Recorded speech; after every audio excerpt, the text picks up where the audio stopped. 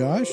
And I'm Michelle. And this is Little Bandology Season 2. Season 2, Episode 1. We've been away for quite a while, it seems. Yeah. Longer than we wanted to, definitely. But we have a lot of stuff to fill you guys in on. And of course, we thank the people that have joined over the summer and over the spring. Thanks for listening, even though we weren't still recording. Yeah, and we even got some good press, some shout out from ATSSB and their newsletter. Yeah, thanks for that. So we greatly appreciate it. We're hoping to be a little bit more involved. It's been a bit of a crazy time. When we last left, we were about to move into our new facility, our new band hall, our new digs. We got moved in finally. Almost begrudgingly, because it Yes. wasn't finished at the time, and they said you need to move in now. And this was of course in Texas we have the University Interscholastic League. We have our evaluation in the spring, our concert evaluation. And so we were preparing for that, and they moved us into the space right before our convention, right? Yes. Is that when we moved in? We right moved before in our convention. Right before TMEA. And we moved in, and we began rehearsing, and they said that they hired an acoustician. Is that how you? An acoustical engineer. Acoustical engineer, and they lied. They did not. They did not hire an acoustical engineer. They put sound panels up where they thought it would look pretty. And so it does look pretty. It looks so pretty. Our band hall is so pretty, guys. Let me tell you, it is beautiful, but not as functional as it needs to be. The worst part is nobody asked us when it came to that point. Yeah. We designed it, and they said thank you, and they ran with it, and then they stopped asking us questions. they did, and it should have been a red flag. So if you're getting a facility designed and they stop asking questions, go ask some of your own. That is a regret that I will have to live with until it gets all the way fixed. So, but anyway, so we moved into a gym, a very pretty gym. Play basketball in it. You could. The AC system is massive, and it runs almost as a drop ceiling. Yeah. Kind of. I mean, it's down low, but they did not finish the acoustical panels, and so we could not hear. Matter of fact, the first day that we moved in, we had our classes of band, and Michelle and I both went home and had the worst headaches. It felt like my brain was rattling inside of my head. Yeah, it was so loud. Yeah, it was like your eyes were jiggling during the band class. And the students didn't like it either. Like, it was difficult for them to hear each other. We worked and we persevered, and we didn't realize how bad it was until we moved to our auditorium stage. And it just so happened that we had one of our mentors, Miss Sherry Poteet, was there on the day that we moved to the concert stage, and I have never been so embarrassed in my life because it was not good. The first thing was, like, our kids were, like, they thought they were playing loudly, but because it sounded so loud in the band hall, they weren't playing with the same air that they normally would, because they were playing softer so they could hear themselves. And hear things around them. And so, like, we move into the auditorium and everything sounded so soft. And it's because they had gotten used to playing softer to try to hear. When you sacrifice air quality, then your tuning goes out the door. And then all of a sudden we can actually hear, like, the wrong notes that they're playing. We couldn't hear that in the band. It was crazy. Like, we didn't did realize not it. realize how bad it was. It was so bad, guys. I was so embarrassed. And we had very little time to prepare for our concert evaluation from that point. And so we said, we're going to buckle down. We told the kids the situation. We were going to stay in the auditorium until contest, and that's what we did. And our students managed to turn it around. And it's really a testament to what great kids we've got, I guess. I think we were, 2 or 3 weeks from contest? Oh, I was. We had to change a piece because there was one piece we were not going to get together in that amount of time. And so we did, like, I think we were 3 weeks from contest. Mm-hmm. And we were 3 weeks from contest, but that was with spring break. So we were about to go to spring break. And so we had 2 weeks to prepare for contest after spring break. And so we switched a piece, and we were able to prepare that piece in 2 weeks. Scariest things in our lives. I'm not sure how we did it, actually. I don't know either. But the kids, but it's because we have good kids. We do have good kids, and they worked hard. And when we said we're going to have some extra rehearsal time, we taught like our hair was on fire. Yes, which sometimes you have to do. Like, that's with any job. Sometimes you get to the point where you have to teach like everything's on fire. The building's on fire, the kids are on fire, you're on fire, everything's on fire. just be prepared to have horrible, horrible nightmares. Like I had some of the worst nightmares. I think I remember one. It's pretty vague, but I remember waking up. It was like 3:00 in the morning, and we had gone to contest. We showed up, and every piece in the folder was different than what we had rehearsed. And there were 5 judges instead of 3, and they were all scary looking. I didn't know any of them. They were all scary looking and like glaring down on us. And the kids were staring at me, and we just played, and it was the worst thing you'd ever heard in your life. I think we got a rating of like 11. Like you can't even get that high. 11 out of 5. Like it was so bad. We did it, and the kids did well, and we got our first division. And I think it's also helpful that our kids are smart enough. Like once they could hear, they were like, "Oh, wow, okay, so that note's wrong," and they were able to like they were smart enough to fix it when they could hear it. Oh, definitely. Just definitely. not being able to hear it, they didn't realize that it was wrong, and so yeah, I think that. Well, and then when you talk about if you're teaching listening skills and intonation in your rehearsals all the time, then yeah, if you can't hear, you're out of tune. Then yeah, you don't know to fix it. So their ears did a lot of the work for them. And granted, we still had a lot of things that we had to work and fix and bring attention to. But the fact that we had set that groundwork made, I'm not going to say it was easy. I'm going to say it was easier because it wasn't easy. There was a lot of gnashing of teeth. And I told the kids, I said, I remember telling the kids, listen, this is going to suck for about 3 weeks. And then we're just going to be so happy with each other after it's over. And that's literally what happened. It was band was tough every day, and it was bell to bell playing. But those kids worked so hard. But so we moved on from then. We actually did talk to a company, Purdue Acoustics. Shout out to Purdue Acoustics in Amarillo. They sent us balloons, and the architect who didn't believe there was anything wrong came into the band hall, and we did a balloon pop test. And if you've ever done one of those, it's very interesting. You have to hold it at a certain height, and you have to aim. There's like a spot on the balloon where you poke the balloon to pop it, and you have to let it just go.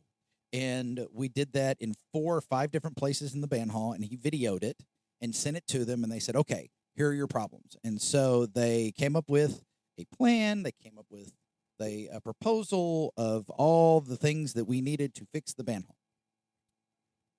We still don't have a fixed band hall. And this is we did that balloon pop test before contest, right? Yes, we did. This is August, and they have still not. We still have a gym we are playing in, a very pretty gym, and I am still begging just about every day for information on when we can expect to get these sound panels. Have a workable band hall. Yeah, so we can actually rehearse. And so we rehearse inside, and it's just big, boomy, and ringy, and gives everybody a headache, and that's no fun. And so we're not so patiently waiting, which sometimes you have to do, not so patiently waiting. But the moral of this story is make sure that there is a true acoustical engineer on if you're getting a band hall built. Honestly, just be annoying about it. You have to be annoying about it. That's so important. I don't think that they realize that this is possibly hurting our students' hearing, having to play in this band hall. Oh, definitely. And it's hurting mine. Right. Like this is our jobs. This is our being able to hear is our job, and we are possibly ruining our hearing by having to play in this room. So, and I know that seems like a lot of complaining, but we've been fighting with this for too long. We really aren't complainers. We're really not. We're very thankful on a lot of fronts. There's so many great things about this space. You know, we have 7 practice rooms.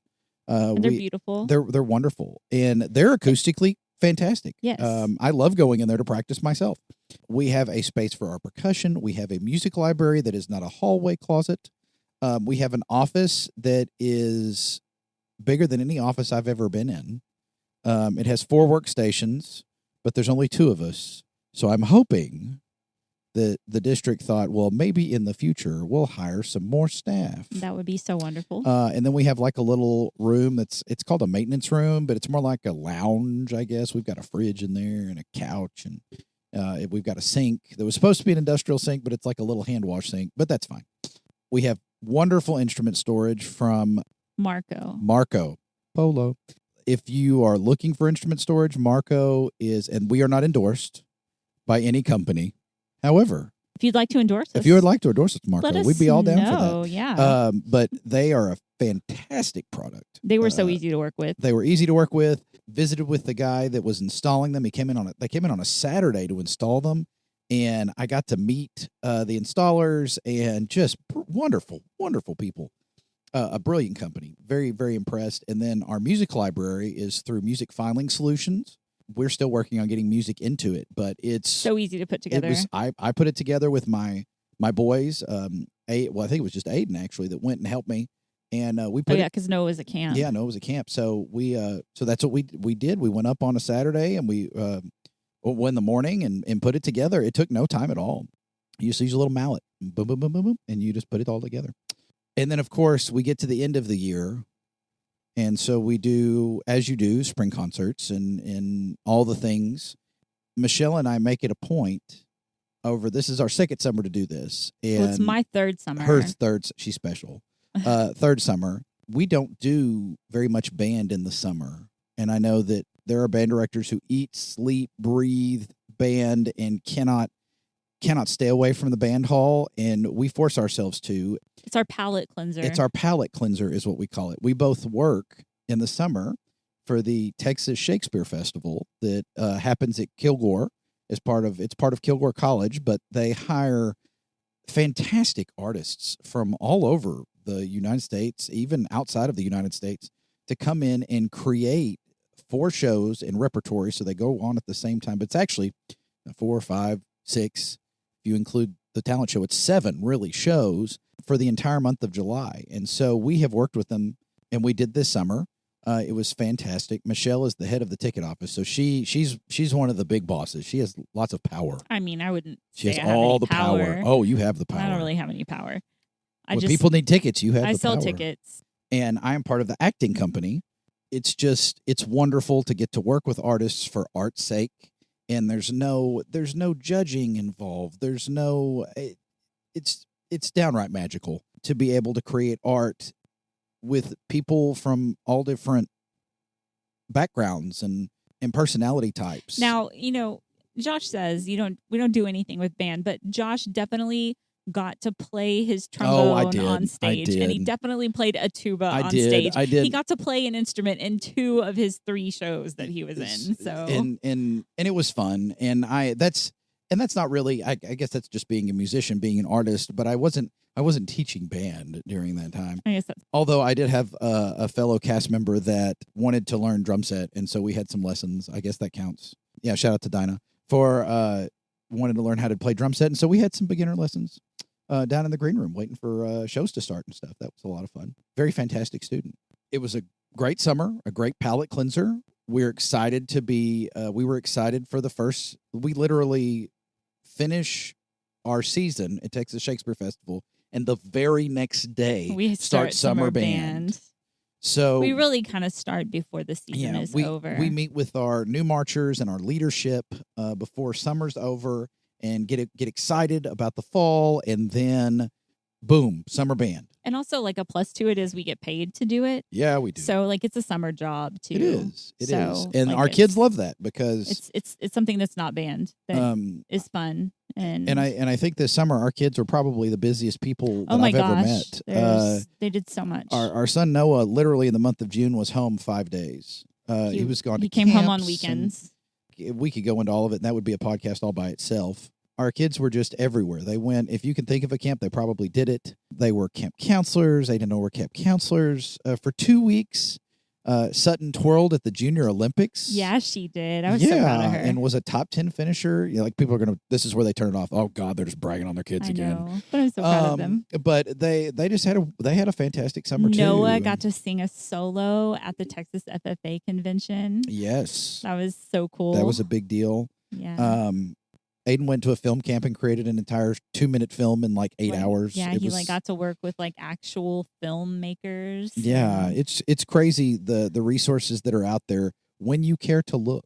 Even if you're in a small town, and we're in rural East Texas, and most of what they did was in rural East Texas. The opportunities that are afforded to them. So even if you have kids and you're looking for stuff to do, just because you're out not in a big city, there's plenty of stuff to get your kids into and involved.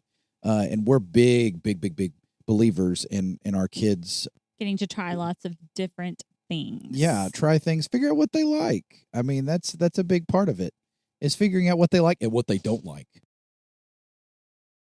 Although this summer, they liked everything. I think they had a blast. I think they had a great summer. And then, of course, they come and they see the shows at Texas Shakespeare Festival. And this summer, we did, the two Shakespeares we did were Macbeth and Twelfth Night, and they both enjoyed those very much. And, well, I wouldn't say Sutton enjoyed both of them very much. Sutton's review of Macbeth was just a lot of talking. Yeah. But she loved Twelfth Night. She did. And Twelfth Night is just, how do you not love Twelfth Night? And if you're not familiar with Shakespeare, that one is a great one to start with because it's just unadulterated fun. It really is. But anyway, so we have started our school year. Yes. And we've had lots of discussions about ways that we can, as you do, and if you're not constantly looking into ways to not only make your program better, but yourselves more productive, I guess is what it is. And so we've implemented some things this year that are new, but not really that new, but they're new to us in regards to how we're doing things in our program. And one of those things is a program we're using with our beginners, because we talked about when we start beginners. If you go back to season 1, early on in season 1, I think it's like episode 1 or 2, we talk about starting beginners and how we go through all this theory and how we do these theory tests and all that kind of stuff. And so we have some friends of ours. Shout out to the Fishers and to Jalen Stewart, because we straight up stole this idea from them. It's something that's called ready-made music. And if you already know what we're talking about, you are far smarter than us. Start a podcast. The premise of it is to get kids going on the theory stuff. And it's designed so there's 5 lessons over the first 5 days of school, and then you have 1 lesson per week. And what's great about that is in small schools, your game days, like when you have a football game that night and your marching band is getting prepped, are great days to do that, because those days they wear on you really quick. Because game days, anybody will tell you, is the day of stupid questions. And nothing will make you tireder. And always than something comes up that has to be taken care of. And like, there's no time. And so one of us ends up having to teach the beginners so the other person can take care of whatever happens on game day. And most of the time it's Michelle having to teach the beginners while I'm putting out a fire in one way, shape, or form, as you do, because that's part of the gig, right? Is putting out those fires and trying to make it seem like nothing ever happens so your kids never know. This program is called Ready Made Music. It's by Rob Chilton. And they're great. They provide great information. We've done 2 videos so far with our kids. The videos are like less than 10 minutes. Mm-hmm. And they come with a worksheet. And he goes over all the information, and there's like a little staff chant that they learn, and they start getting used to the musical alphabet. Now, we're still doing our Master of the Alphabet with them. But it works really well into Master of the Alphabet. It's a nice little intro but to that. And, of course, it keeps the kids engaged because he talks, and then his little alter ego, Little Robbie, sort of cuts in and out. It's like a chipmunk. If a chipmunk was on, I don't know, some kind of illegal substance. But it's goofy. It's silly, but the kids are getting something from it, and they think it's funny. Most of them think it's funny. 6th graders, sometimes it's hard to tell. They just kind of have that blank look, when you're giving them information. But it's a Gen Z look. Yeah, I guess so.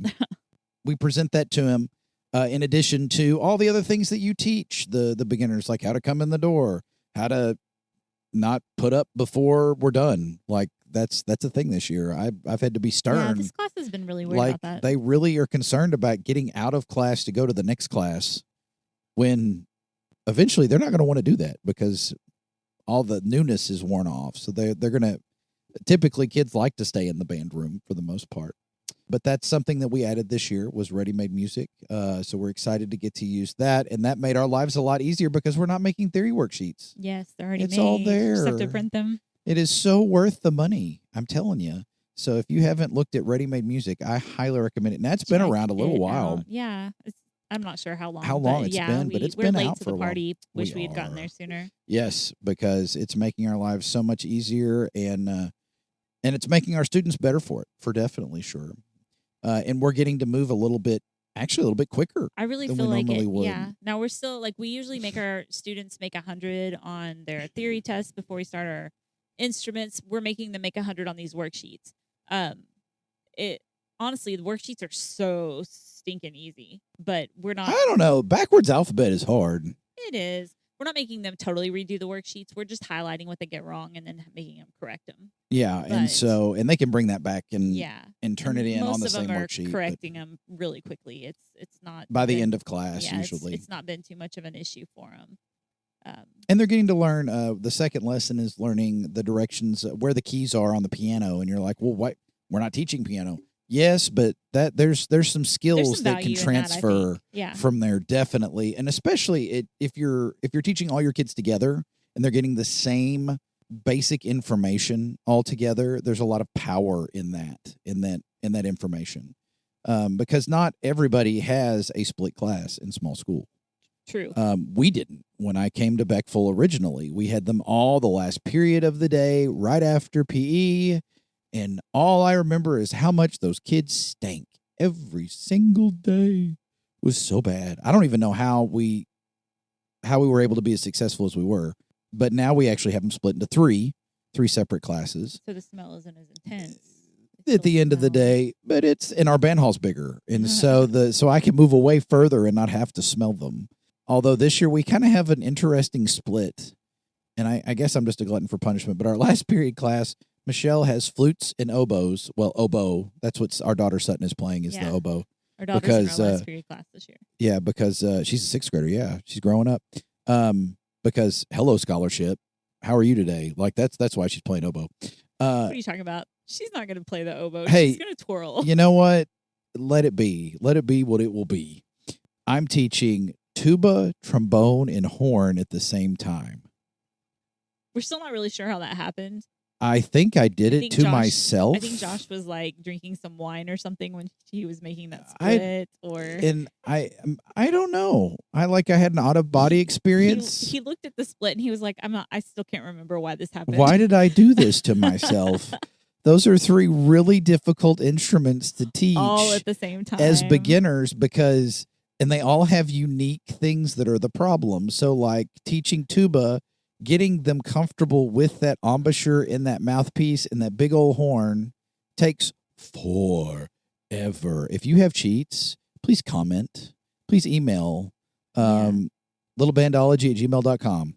Please give me some cheats because I've got some tricks to starting. I make good tuba players. I do. I create good tuba players. Josh is actually a really good tuba player. I am. I played tuba this past summer, and it was fun. And every time he came on stage, the audience lost their minds because it was like this guy's playing the tuba, and my character's name was Toby Belch. So he was Toby the tuba. I mean, come on, you know that's good. Like, go ahead, chuckle. Just chuckle to yourself right now. Enjoy that, will you, Toby the tuba? Anyway, and then trombone, beginner trombone, like you're asking kids to move their arm back and forth to the same place and build that muscle memory. And I teach intonation in sixth grade. I still can't master the slide. Like the teaching intonation to beginners. Forget intonation. My mind can't remember that you can pull the slide in and go lower. Like if you pull the slide in, you always have to go higher. That's why we have partials. That's what my mind says. The overtone series, if you will. And then French horn, let's just be honest. The French horn is a beast all to itself. Now, granted, I use the oh my gosh, the horn cookbook. That's Janet and I and Karen Houghton. It's brilliant, and you can use it in a mixed setting. I used it when I taught them all together. It's just a brilliant resource, and I'm excited. We haven't started horns for a couple of years. We kind of have to have a special class, and this class is huge. And I know you're thinking, how huge can it be? For a 2A, this class has over 60 students in it. And typically we're used to anywhere between 45 to 55. And 55 is still big. Is still usually. big, but this one is over 60 students, and we have all of them split in 3 ways. So we actually have, I think it's like 19, 20, and 21. Maybe, I don't know. Something, yeah. It's crazy, and they come in, and when you've got 20 kids, and even if you just take half of them, which really the only class that's evenly split is the clarinet percussion class. That one's almost split down the middle. No. I Is have it like not? 13 and you have 9. 9 percussionists is worth like 15 clarinet players. What, 13 clarinets is a lot. No. Have you met? Come on. Like you. Okay, for me. Okay, maybe. Okay. I've Like- never had more than like 8 clarinets here. Well, yeah, Beckful. Well, and I've never had more than about 6 percussionists. and I know 13 clarinets isn't a lot, but like here, this is a lot. Yeah. I had To more get than done that as when I much worked as- at Carthage, Yeah. but wow. Well, I mean, nothing will top the year when I taught in Henderson and I You had 50 trumpets. trumpets. And the staff thought it was so funny because they didn't tell me. They said, "You're going to teach beginner trumpet." And I think said, I had like "Fantastic." I think I had like 46 clarinets one year And at Henderson. in the first day when all the kids came in and I said, "Oh, this is a lot of kids. What's the split?" And they went like 18, 15, and 50. And I went, 50? And they said, "Yes, 50. And I said, "Which one of you is teaching 50? And they said, "You are." Ha ha ha. But you know what? Those kids, I learned a lot that year. I don't know how many of those kids actually made it to senior year, but I learned a lot, and I hope they learned a lot. And I learned that 50 trumpets is too many in a beginner class. That's what I learned that year. That was to have 9 percussionists and these goofy, silly percussionists in the They are pretty dictionary. They goofy. are goofy, and it's mostly girls. I think I only have 3 boys out of that 9. Yeah, it's a girl heavy class. That one is a girl heavy class. Our last period's boy heavy. Yeah, But then I again, mean, it's I think tuba overall, and trombone. And I think yeah. overall the class is girl heavy though. Really? Would you say that? I don't know. I think it's boy heavy. But I could be wrong. I often am. I know the boys are louder than the girls. The boys are definitely louder than the girls. They have much more to say Yes, they do. with no point whatsoever other than to hear their own voice. Very much like me. So we should get along just fine. Yeah, for sure. We should get along just fine. The plan this season is to talk about varying aspects and to try to create opportunities for you to make your kids better, for you to make yourself better, because taking care of yourself is first and foremost the most important thing. And so we've got some great things planned for this season. This first episode was basically just to sort of catch up, let you know what's going on, just a little bit of chit chat, sort of get us back into the groove of doing this. This is we enjoy this a lot, and I'm sad we didn't get to do much of it. But hopefully this season we'll get a lot more done and a lot more to talk about, because there certainly is so much going on in education and music education and in the state of Texas. Oh, my goodness gracious. But that will be a different episode because it's scary. It's a scary time right now in education in Texas. Yeah. But we're going to make the most of it, and we're going to try to do what we can to make your life just a little bit better. And if nothing else, just to give you a chuckle, give you a little enjoyment, take you away from it for a drive or whatever, wherever you listen to us. That being said, we do hope you'll join us this season as we continue with Little Bandology. We'll see you in episode 2. Thank you for listening to this episode of Little Bandology. Reach out to us on Facebook at Little Bandology or email us at littlebandology@gmail.com.